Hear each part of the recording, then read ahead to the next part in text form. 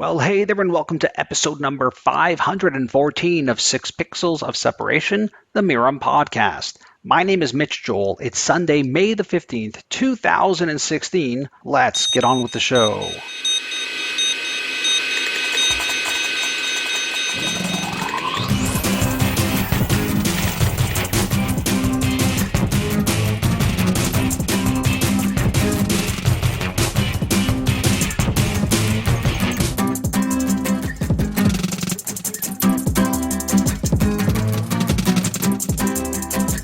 So who are you and what do you do? My name is Martin Lindstrom, and I'm an author of various books. One called Biology, B-U-Y-ology, Brand Sense, another one called Brandwashed, and my latest was is Small Data. And then I advise Fortune 100 companies around the world about brands and consumer psychology. Martin, how are you? I'm actually very good. I have to say I'm a little bit tired because I jumped on a plane yesterday night from Paris. I'm here in New York City for one day, and then I'm jumping on a plane tonight again to go back to Europe. And that's how it's been the whole week. So I don't know who I am. I don't know why I'm here. I just know I'm talking to you. Well, it's good because we're friendly, so we can chat. It's okay. Yeah. And I also like those sort of like crazy flight exhausted conversations because they actually wind up sounding like at the bar at 3 a.m. I'm sort of cool with that. Yeah, well, that's for sure the case here. The jet lag drug of it. But you say like, oh, you're tired now, but I don't know if people know this. You're like a maniac with the travel. You'll do 300 days a year. Yeah, well, that's really the life. But, I think the reason why is because if you want to be close to the consumer, you really need to be in their homes. You can't do it through a remote control. And I think actually that is the essence of me and my book for that sake, that I think most marketeers and business people think they can control the consumer through a remote control. And they believe if they can't get hold of the consumer, they'll just have to change the batteries. But nothing could be further from the truth. You need to be real. You need to live in the homes of people in a favela in Brazil or on some mud in Nigeria or at some fancy place in Tokyo. Whatever it is, you need to be real. And I think we're losing that. So yes, the downside is you're sitting on a plane day and night, which I am. So, yeah. I want to break some of that up. One is, when you talk about being in a favela or being in a luxurious Tokyo hotel, what do you mean by that? Is that where your days are spent? What is it? Is it interviewing people? Is it roaming the streets? Like what are you looking to do when you have those? Is it because you have a mandate from a large CPG to help them invent the next dustbuster? Like what are we talking about? All of the above, actually. Okay.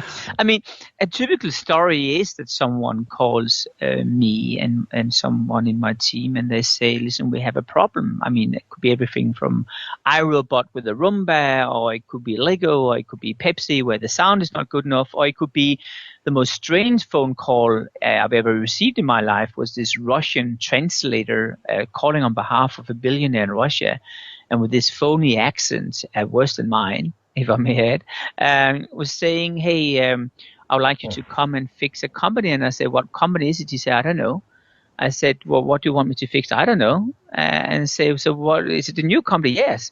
And they say, well, how ambitious are you? It has to be $1 billion company within 2 years.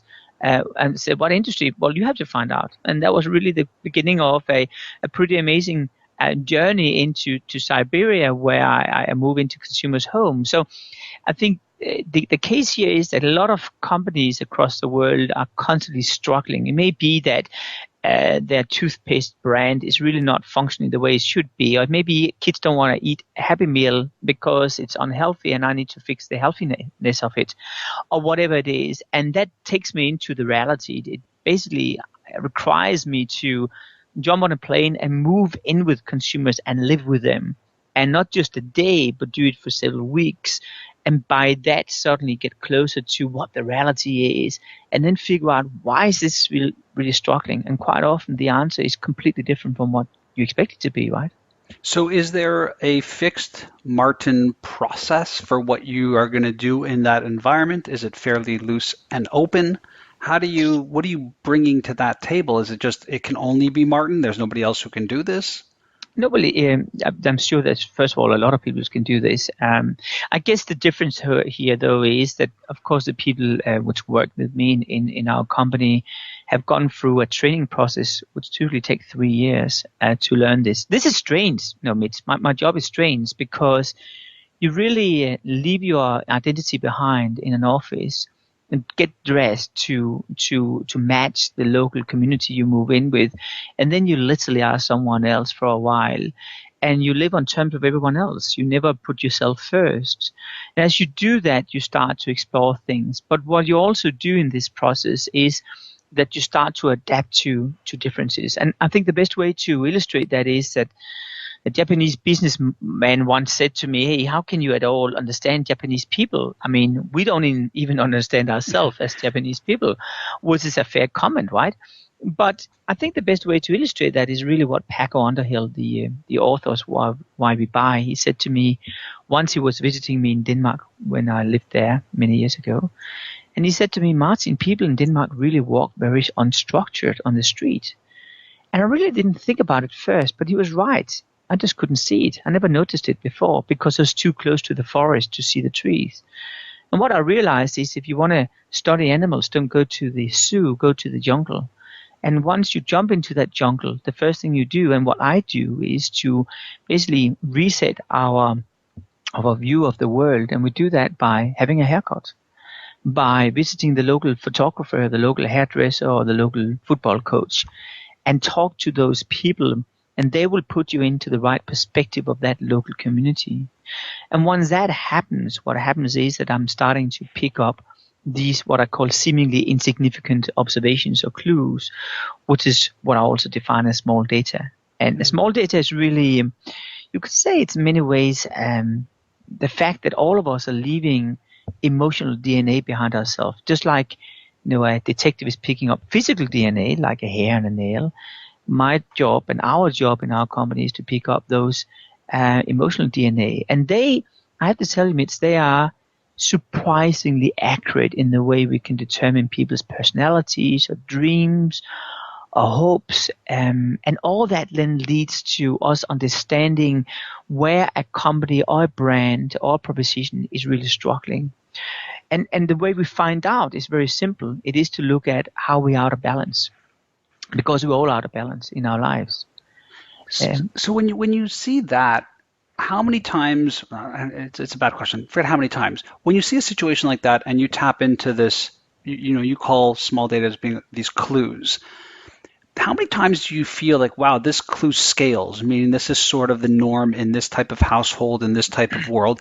How many times are they anomalies? And I guess where I'm going to, and maybe I'm feeding you the answer because I think I know your answer, which is we all think we do these very unique and different things. And are you saying that within these clues lies these sort of generalities of who we are? Well, there is. It's first of all, it's surprising how similar we are. And I tend to say that there's probably only 4 factors which are making us different on planet Earth. It's religion, it is government rulership, it is the weather, and it is tradition, which is really the halo effect of everything. So by weather, I don't mean that we're dressing differently. Of course, that is a factor, but it's also the way we eat. I mean, people in Southern Europe eat oily food, and in Northern Europe, fatty food. Or when you have access to food based off of whatever. Absolutely, yeah, that's a factor in its own right. So if you take those 4 factors aside, you would realize that we actually are identical. And I think it's fair for me to say that by now because over the last decade, I spent time in more than 2,000 consumers' homes across 77 different countries. So you really start to see differences and you start to appreciate them. And what I've learned is that once you visit a home and you repeat those visits, let's say 7 or 8 times, a pattern starts to appear, which is surprisingly similar. You will see those odd discrepancies or differences, which quite often is sparking a very strong insight and leads to a breakthrough in innovation. But quite often, people actually are very different, even though we all feel we are the same. I mean, I'll give you 3 examples very quickly where we are the same. I bet you if you're vacuum cleaning at home, and you sort of continue vacuum cleaning and there's this little thread on the carpet, that you continue vacuum cleaning until you get that damn piece of thread up through that vacuum cleaner instead of picking it up with your fingers, right? Or how we press even harder on our remote control when the batteries are flat because we fundamentally believe we can suck the last battery out of it, right? or how many people, to be honest, feel when they're sitting in airports looking around at all those losers reading that terrible magazine, that awful newspaper. We all feel a little bit superior than everyone else. Funny enough, if you ask people, everyone feels superior than everyone else. So we all have these inner emotions. And these inner emotions are actually very similar. It's a little bit like another crazy observation we've learned over the years is we all have a twin age. A twin age is our real age inside. It is the age of how we feel. It's not who we are physically. It is how we feel. So I'm 46 years of age, and I feel like I'm 16. And it fits very well with the hypothesis we created over the years that two things. First of all, most men feel younger than 20. I bet you, Mitch, you feel younger. How old do you feel inside? I was going to say, really, I'm sort of on the 80s. I'm tired. No, but you're right. I think, in fact, I'll tell you, my father passed not that long ago, and when we would speak about stuff, he would always say, like, he looks in the mirror and he almost doesn't recognize himself. He feels so much younger. So when they ask him to retire or whatever, and those act as triggers within our own lives where you're absolutely right. I look at ageism as an issue in our industry, marketing and communications, and I feel it's crazy because I feel so young. But if I actually look around, my real age is at the higher spectrum of people in my world. Yeah, exactly. And if I should try to help you to find out your inner age, we discovered that again through a lot of visits in consumer homes that the age you have inside, so what we call the twin age, is really the first day or the first time in your life where you feel liberated, where you felt that you were free. And I felt that when I was starting up my own company. I started up when I was 12, but it really was flying when I was 16. And that gave me that sense of freedom. And that was the moment where my age was frozen. And it comes exactly back to you that if I then a marketeer and I'm communicating to people which are, let's say, 50 or 60 years of age, because that's what the data is telling me, well, then I won't capture you because you don't feel like that. And I feel the best example here is really if you take a company called Saga in the United Kingdom, which is similar to AARP here in the US. Yeah. They are for people 50 years and plus. And they send out a postcard every year to millions of Brits. And it's funny because I work with them and they told me that no one received the cards. It disappears for some strange way. No one want to admit they're 50 years. They call it the death card, right? And what's fascinating is that if I was to communicate to those old people, which are in reality young at heart, well, I should talk to them as they're 16, 17, 18, 20 years of age at certain points in the communication, because they will be able to feel much more related to it. Yet every brand in the world literally are looking at what I call the big data, which is all about things which are rational and tactile. But in reality, we have two scripts we are working with, right? So how do you do this work in terms of moving into that world of small data in a world where we influence our environment? So like as you were talking about it, I thought, well, in my digital world that I embody, we talk about usability and, understanding the consumer and usability labs and looking at analytics and how they move through things, whether it's smartphone devices, whatever it might be. And then I sort of laugh and think about that famous Comedians in Cars Getting Coffee with Jerry Seinfeld, and he has Will Ferrell on, and they're talking to him about, some new movie he's working on. And Jerry Seinfeld says to him, do you, go to the focus groups? He's like, oh, no. Will Ferrell's super fun. He's like, no, I don't do that. He's like, because it's always like, they show the movie and they're like, so what did you think? He's sort of impersonating the person who's moderating the event. And what did you like? What didn't you like? And it's very, very funny. And then he goes, but then the moment comes where he goes, what didn't you like? And he goes, the minute you say that, it's unleashing. Well, I don't like Will Ferrell. I don't like any of his movies. And he goes, the whole thing turns because we influence, and again, the message for myself was we really do influence our environment. If you sit somebody down in a group of people, ask them what they think, they're more inclined for the social pressure to say something versus how they really feel. A lot of people say one thing, do another. So when you're in those environments, how do you know that it's what they do versus what they're being influenced over? Well, you know that because we send these seemingly insignificant clues all the time. It's almost like every one of us are a broadcast station. I think the best way to illustrate that is some years ago I did an interview in in a consumer interview. I call it subtext research because it's really not ethnographic. Ethnographic is where you just observe people. We also interact with the respondents here. So by subtexting, I mean that you're moving in and you live with them and you interact with them. And in the UK, I was doing this job where I arrived 1 hour earlier because I've forgotten about the time difference between Europe and Britain for some strange reason. So I showed up at the doorstep, and this lady looked completely puzzled why I was there. And she said, "Oh, you're an hour early." I said, "Yeah, sorry. I guess I am. I didn't realize that." I said, "I'll come back in an hour." And she thought about it for a moment, and she said, No, I'll let you in. She was not very happy about it, I had to say. And she was in her robe. She had no makeup on. The hair was all over the place. Things was a mess, as it is for all of us. But it was the most honest interview I ever had in my life. And it was because we didn't have a mask on.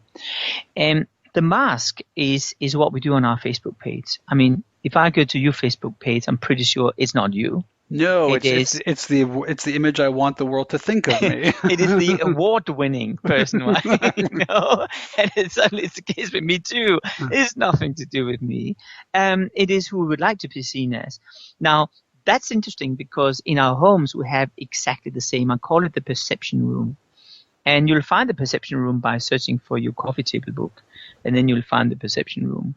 And the perception room is really where we try to stage things to the world. So if you go into a perception room and you'll see a huge colorful painting, you'll notice that person actually have a very high level of self-esteem.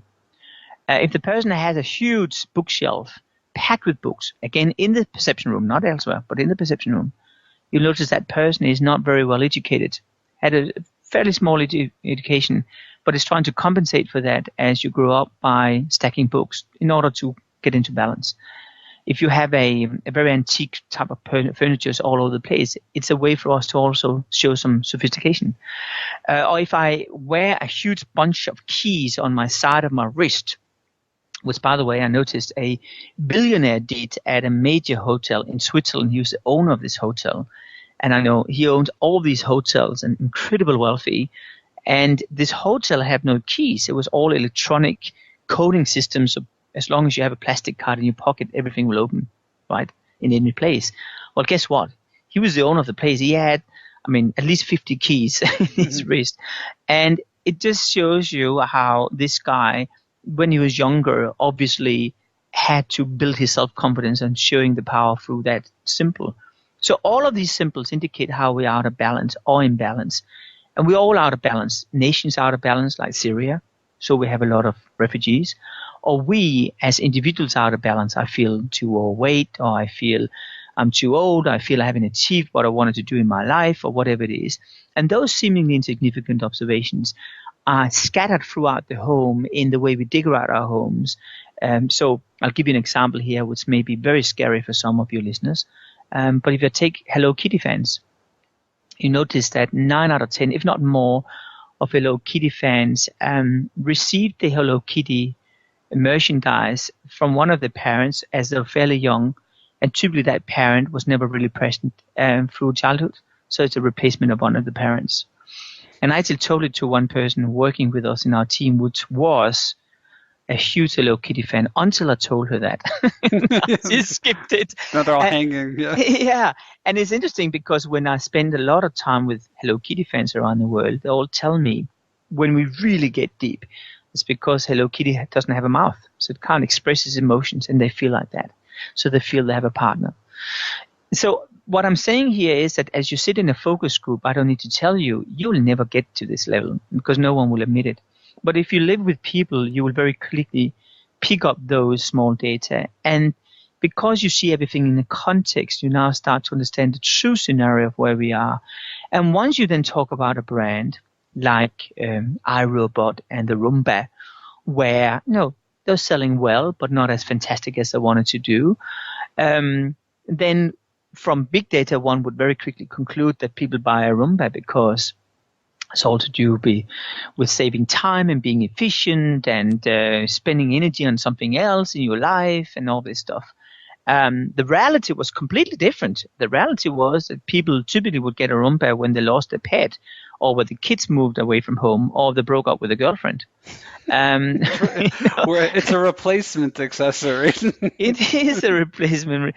To some extent, actually, it's a bragging accessory. Right. No, and I'm saying this with a smile because it's not talking down at anyone. I have a Roomba myself, but it's because we realized when we went home to our young bachelor and he had toys stacked in his living room and he had some other stuff here and there. And I said to him, "So how old are your kids?" He said, "I never had kids." He said, "Well, where are the kids?" He said, "Well, yeah, I had some visitors coming 3 years ago. They had kids." I said, "Why didn't you remove it?" "Oh, I said, "No, I don't know."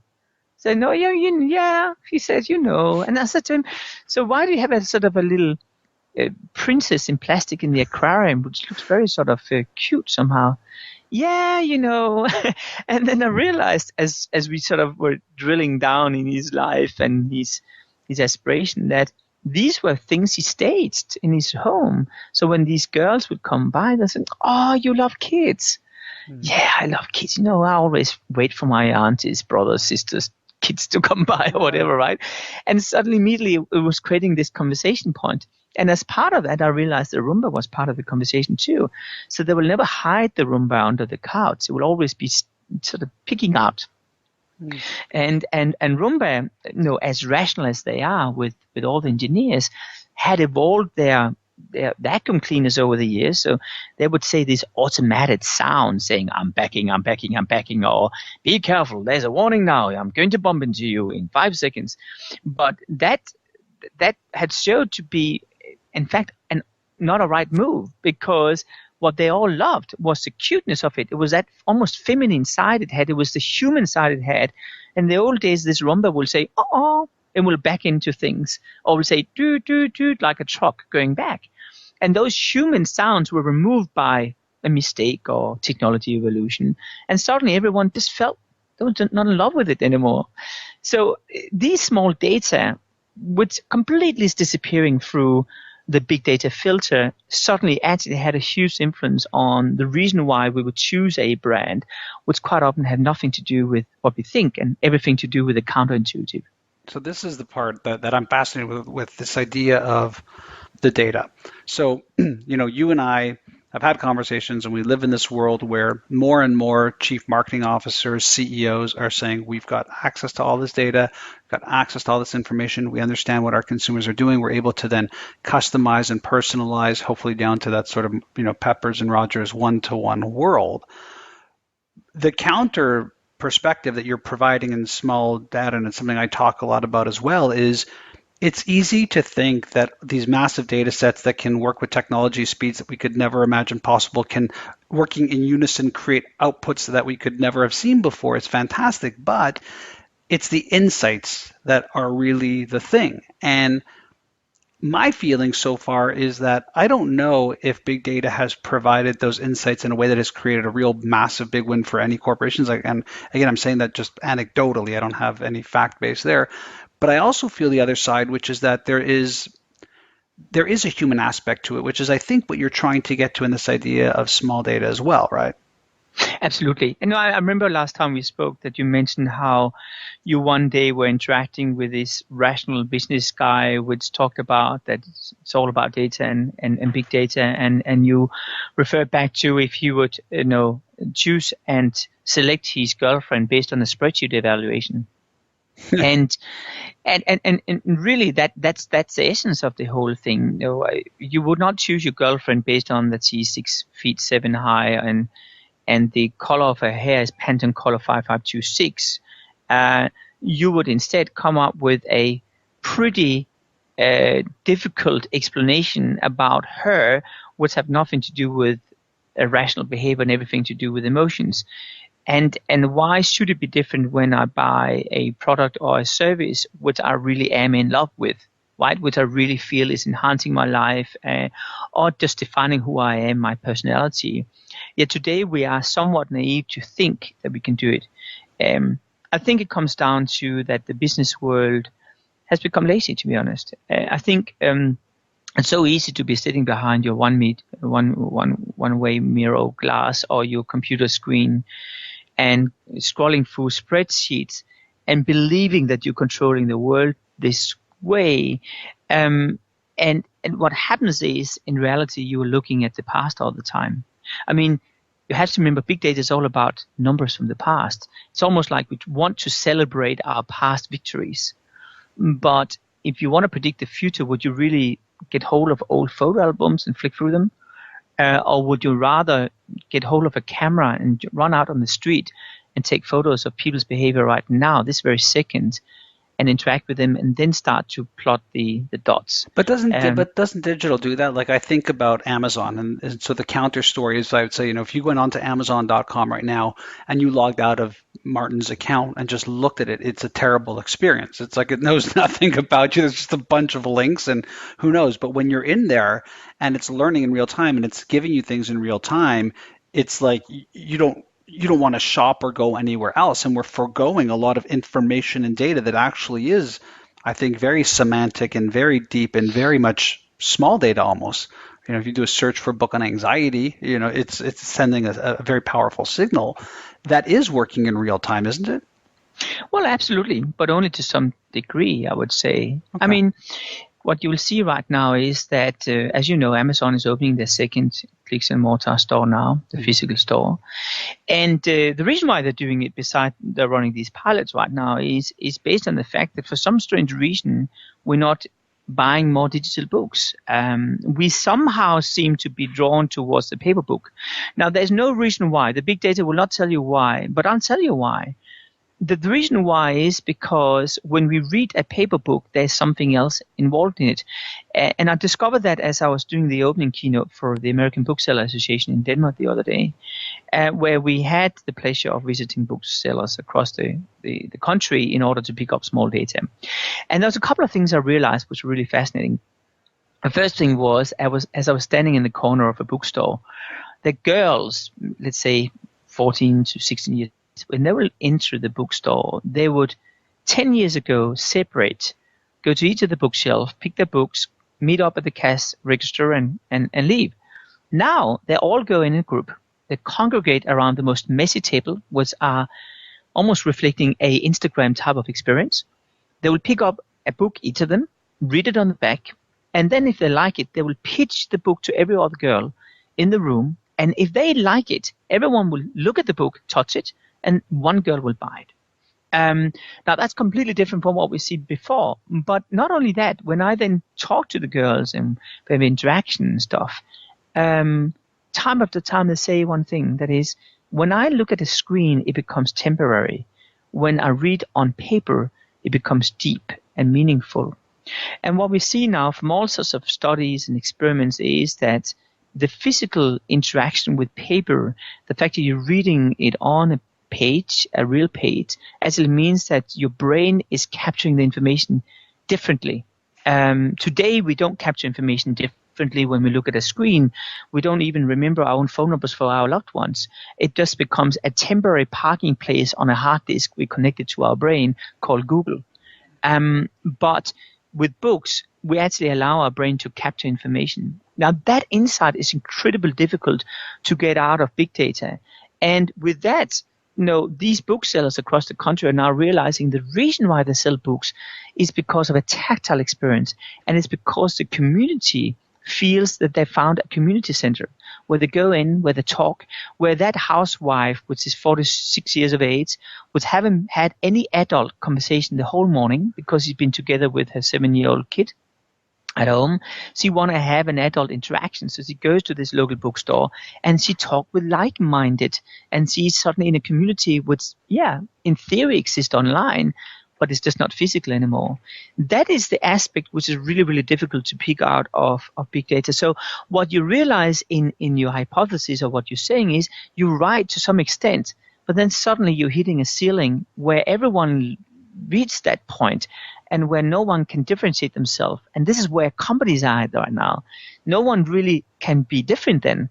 And it's when you want to be truly different and plot out the future, you then take out the small data kit and you say, hey, how do you really be different compared to just comparing notes from the past? So, and that's the area that I'm really fascinated about because we live in that world where there's been such a high commoditization of products and access to information and things that we see that I think a lot of brands feel extremely challenged in today's marketplace. It's sort of like how do you create that blue ocean and that bloody Red Sea scenario, which is a very common thing that I'll hear from CMOs across the globe for sure. When you look at this, does your definition or value of brand change in the dynamic of the day today?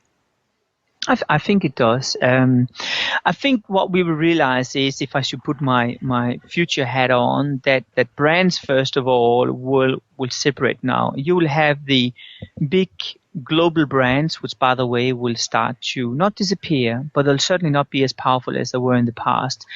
I can clearly see when I talk to people which are really close to the game, the CMOs of the Fortune 100 or even Fortune 10 brands, they're only saying one thing, that is our brand is not nearly as powerful as it was just 10 years ago. So the definition of a global, very established brands is not what it once was. Instead, we have a flurry of millions of sub brands coming out, all of them trying to cater to individuality, all of them trying to mirror an aspect in our life which is truly, truly unique. And that's where we feel the heartbeat is present. And that point of differentiation quite often comes down to someone picking up a little observation which is so different and so unique, but which are so intriguing for an audience, which have never seen any other brand cater for that before, that they just fall in love with it. So I do think that the small data in many ways are going to be the differentiating factors, helping the small brands to stand out, and in the big world of big brands, helping those to find some differentiation, at least become more human than they are right now. So do you, like, to me, I feel like anytime there's a good idea, and by good idea, let's call it a brand, the vultures are either already invested, they put some seed money into this idea, see if it works, or they're at the gates. And you can look at, Honest Company, Jessica Alba. There's so many companies that these ideas seem so good, and before you know it, if you just scratch beneath the surface, the consumer may not even see it, but there's a multi-conglomerate usually either right there or waiting for it. I think about, and I'm sure you know this for sure, is the whole sort of like water movement from the soda companies. Yeah. Sports drinks from that, fresh juice. It's like they're right at the gates regardless. It's almost like these brands almost don't have an ability to become the brand before they get that acquisition, or there's already an investment in there already. Absolutely. Well, this comes down to politics. And I tend to say, Mitch, that I'm a politician. 80% of my work is to be a politician. And I realized that for the first time. I tried it several times. But when I worked with McDonald's, and began working with them many years ago, they were so kind to ask me if I wanted to reinvent the Happy Meal in Europe. And I said, yeah, why not? But I just want to make it more healthy, if it's okay. And that was a pretty interesting process. We came up with a great idea, where I use storytelling as a tool to persuade kids to eat healthy stuff. So, I mean, the hardest thing you can do is to persuade your little kid to eat broccoli, right? So we would convert the broccoli into the bushes in the tree and in the forest, and we would have the cucumber would be the murder weapon, and the tomato would be the blood. And suddenly all of this became one big story line, which would be wrapped around a theme or character. And everyone loved it. It was absolutely fantastic. But until I presented it for the folks in Oak, and that's where I personally realized how every company is hit by the reality. The reality is conveyor belts and factories and stuff, which is simply not built for big turnarounds because they're stuck in a certain format, a formula which have worked for many, many, many years, and suddenly it's just very difficult to turn around. I mean, we work for a brewery group in Brazil, and as soon as we come up with an idea, the idea has to minimum be able to support an entire factory with 17 conveyor belts costing at least $50 million to build. And a lot of agility there, right? That's sort of the minimum criteria, right? And so immediately you don't allow any brand or product or new innovation to grow because that may not start with 17 conveyor belts, right? It may just start with half a conveyor belt. And the same was the case in McDonald's back then, that they had to change so much in the entire operation that what I'm sure everyone loved was just not feasible in a world where If you sell hammers, everything looks like nails. So what I learned was to create an internal alignment over the years, and that was to say, well, to actually share risk, to make the CMO, the CEO, the senior management buy into the idea of that few interviews, 20 or 30 people, in fact, is enough to create consensus internally in the organization and make people buy into it. And the way I do that is to engage them in the whole process. It is to bring them with me into the homes of consumers and to show them firsthand, this is what's going on, guys. And when they see it, there's nothing more convincing than that behavior from that consumer doing a certain thing. And it just clicks for everyone and they think, gee, why didn't we react to that before? Because suddenly they see themselves. And I think what's so important to say here is this is the reason why some of the biggest brands on planet Earth were created, because all of this comes down to one single word, which is intuition. And intuition for me is an accumulation of insight and experiences gathered through many years. You may not be able to explain why, but you can certainly articulate something which is a gut feel and pointing towards a direction. I mean, if you take IKEA's founder and owner, Ingvar Kamprad, which I met up with many years ago when I was visiting one of his stores in Sweden, in Stockholm. And I went to the staff and said, where is he? He said, well, he's at his usual place. I said, where's that? And I said, down at the cash register. So I went down there. Sure enough, he was sitting there checking people out. And I said to him during the lunch break, I said, so why do you sit there? He said, that's the best research I can possibly do. I'm picking up every signal from every consumer. I can talk with them. I can see the happiness in their eyes. I can feel if they found things, if they loved it, if they're looking forward to it. And so he was never too good enough to do that. Murdoch is reading 50 or 100 of his newspapers every day. He's so good that he can call the editor of The Sun, one of his papers, and say to him that headline will not work for that audience. Or that headline for the Wall Street Journal will not work. We had to change it because he lives and breathes the spirit of that customer, because he's been so close to that audience. That is his insight, making him become so real. That instinct is disappearing in our corporate world today because you cannot create an instinct based on a screen. And when that disappears, suddenly we lose contact with the consumer. And that's where big data becomes a self-fulfilling prophecy where we're washing our hands with it rather than actually innovating with it, right? Yeah, I had a CMO of one of the major brands that you actually mentioned, so it was a biggie. And they said to me, we have consumed, we have so much data that we can't swallow it. Like it was literally their response was there's so much we don't even forget, nibble this, we can't swallow it. We don't know. Not that they don't know what to do with it. It's they don't even know what to do with what they don't know what to do with it. Yeah. Well, we have lots of data but no information. That's really the headline. And I think when I work with CMOs around the world and CEOs, that they all have one thing in common. They actually went into this industry because they wanted to get closer to the consumer and be creative and understand things and work and package life. But they ended up being data analysts or something like that. And I think the pendulum is swinging back now. I think and I hope that this book is not just a book from Martin Lindstrom in a series of 10, but it is a movement. And I'm saying that from the bottom of my heart because I do think we got to a very sad point in life right now where we are not present. We don't see things around us, and we fundamentally believe everything can be run by numbers. And if we get to the point where we buy into that, well, then we don't need to live really. Then we don't need to go to a concert. We don't need to go to a fresh farmer market or to the cinema. Yet, funny enough, all those things I just mentioned are going up in ratings now. More and more people are doing that because they need that counterbalance in life. They need to be present. They need to experience. They need to be sensory. They need to be everything we can't be behind a screen.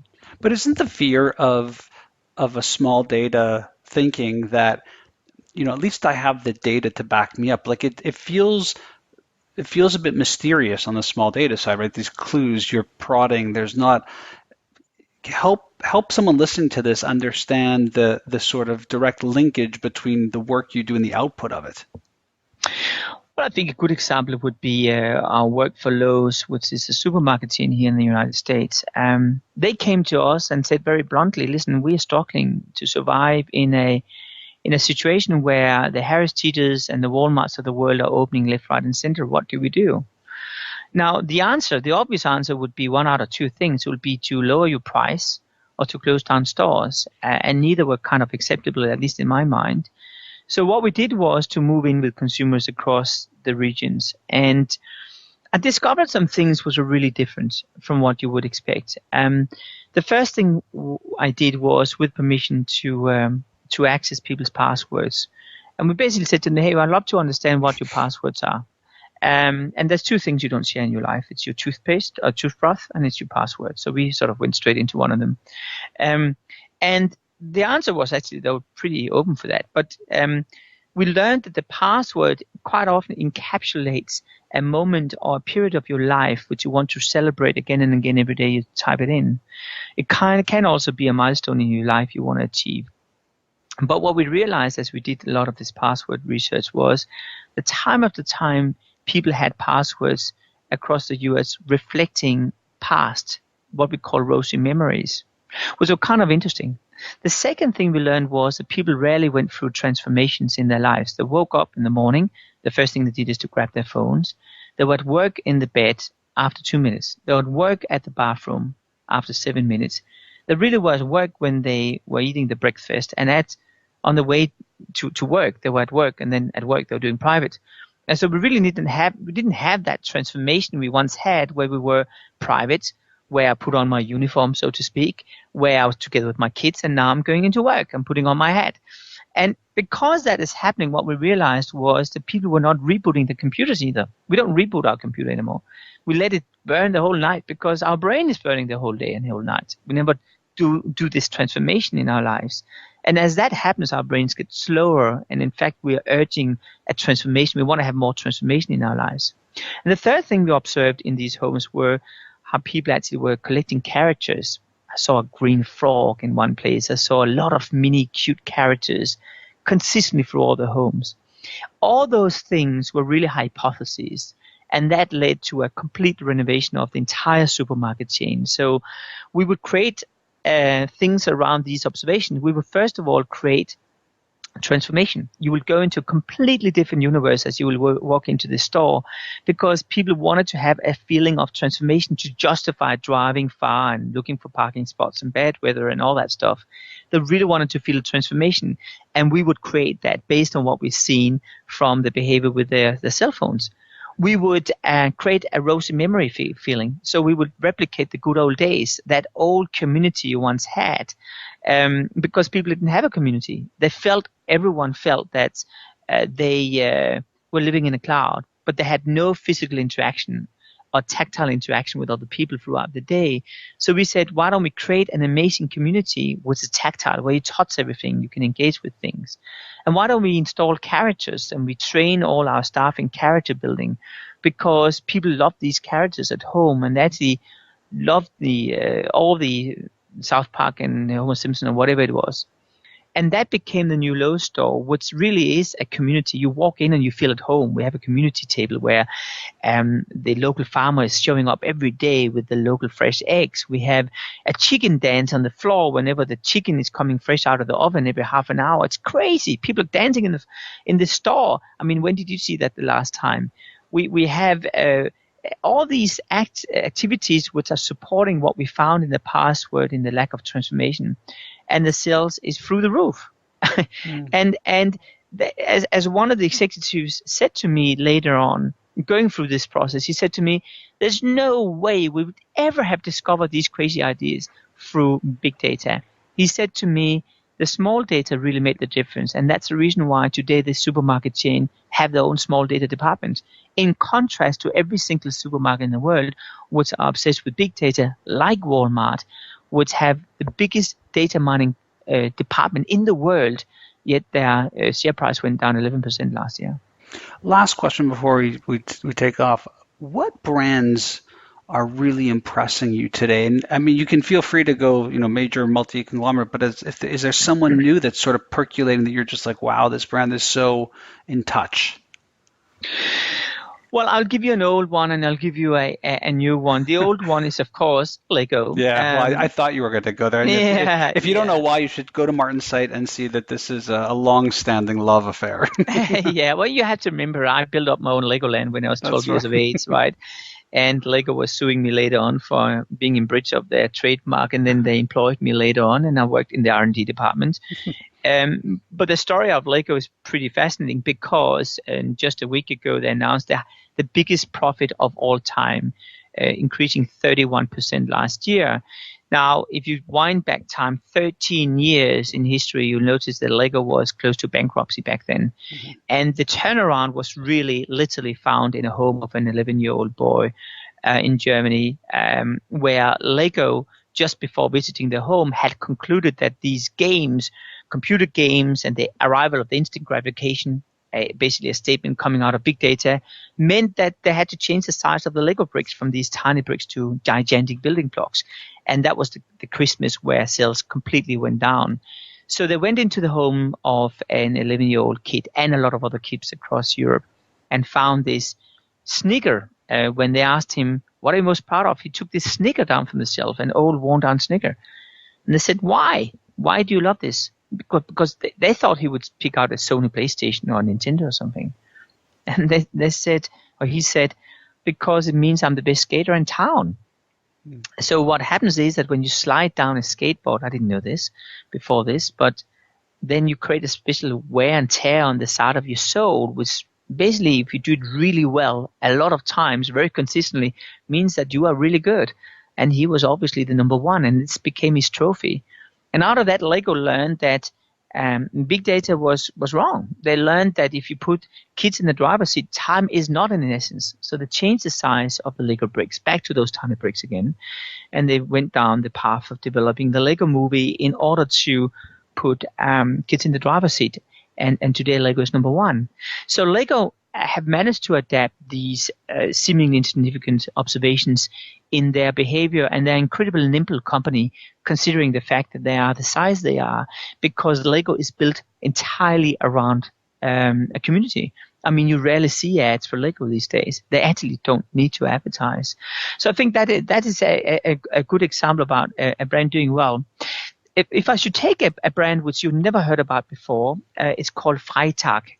It means in German Friday, and it is a Swiss brand, which is unknown here in the United States. It is a brand which are, when you're driving these big trucks and you have these covers on the side of the truck where there's an ad on it in sort of cotton or plastic or whatever material it is. Well, they literally buy all that stuff almost free of charge when these trucks are being renovated or whatever. And they cut it up to small pieces, tiny pieces like patchwork. And then they patch it together to bags, to backpacks. And that means that there's not one single of these bags which are similar. They're all different. And people really own a little history of this truck went from Poland to Russia type of thing. And it's an incredible booming brand in Europe right now. And it's made purely by word of mouth community and a sense of belonging, but also a sense of caring for the environment.